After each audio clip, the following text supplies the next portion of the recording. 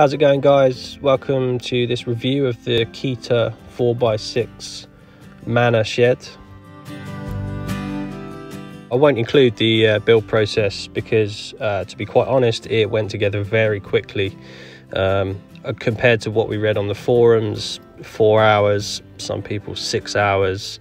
Me and my wife managed to get it together in about 2.5 hours, taking it pretty easy. It basically all slots together and you're supplied with self-tapping screws to fix the whole thing. It's not difficult by any means, absolutely not.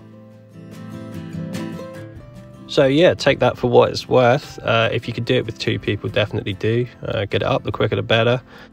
But straight off the bat, you can see plenty of room inside this thing. I mean, it's 74.8 inches, I think I read on the website.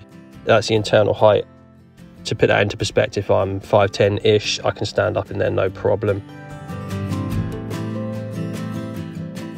I actually am not storing a ton of stuff in there at the moment. That's because I actually plan to use this as like a small workshop for sort of small woodwork projects and things like that. But yeah, it's perfect for just garden storage. If you want to store tools, if you want to get a load of stuff out of the way.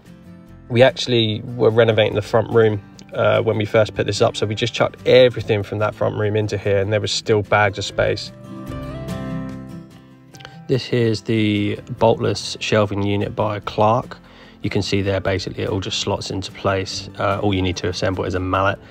These shelves are rated at about 150 kilograms, so plenty strong enough to store things like that heavy belt sander on top of it. What you can do actually is stack them on top of each other, but I've gone for like a long bench sort of setup, so I've got more space to work, and this space underneath here so I could sit out with a stool sort of here. But yeah, I mean, there's options there. You can certainly stack them higher up the end of it like this to the ceiling. I'll post a link to it in the description because it's a good bit of kit, to be quite honest. But my only gripe with this thing is the floor, to be honest. As you can see already, there's some dents, there's a couple of holes. Maybe down to misuse, just because we chucked a bunch of stuff in here to start with. Yeah, look, you can see we've punctured the side wall there as well. So the plan is to run power out from the house to this area right here. It's also nice and close to the workshop, but central to the garden as well, so we can use it for other stuff like a hot tub or anything like that.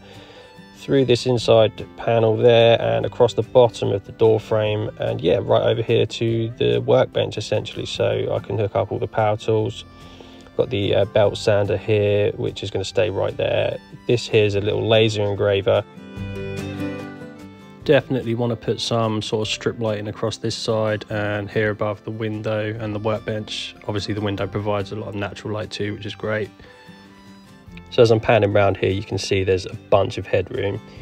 I can stand up easily in the middle and, to be honest, over to one side as well. Here you can see the ventilation. These just clip in.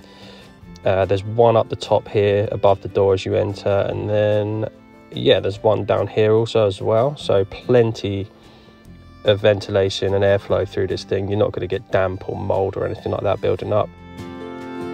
The shot here you can see from the top windows, just to really put into perspective how small the footprint is in our garden. I mean, it's not a big garden, that's not a big decking at all, and it doesn't tend to encroach on the rest of the place too much, which is what we wanted. So it's made from this sort of plastic resin type material with the wood effect. It's advertised as maintenance free. I mean, at the most you're just going to have to give it a quick blow over with the hose. And again, same deal with the roof, you can just wipe it over and you're as good as new. The window is not glass, it's perspex, which actually works out well for me. We've got 2 kids, you know, they're hoofing footballs around in the garden and things like that, so nothing's going to get smashed. As you can see along the bottom of it there's also ventilation again in the window, so you know, you've got 3 points of ventilation in this thing, which is pretty cool. It's worth noting that this is not a sponsored video in any way, but I will pop a link in the description if you want to check one out and grab one for yourself. If you found this video helpful, hit subscribe and the bell notifications. Give it a like, you know the drill. And of course, if I've forgotten anything, just pop it down in the comments and I'll happily answer any questions you've got. That should just about do it. So I will see you in the next one. Bye for now.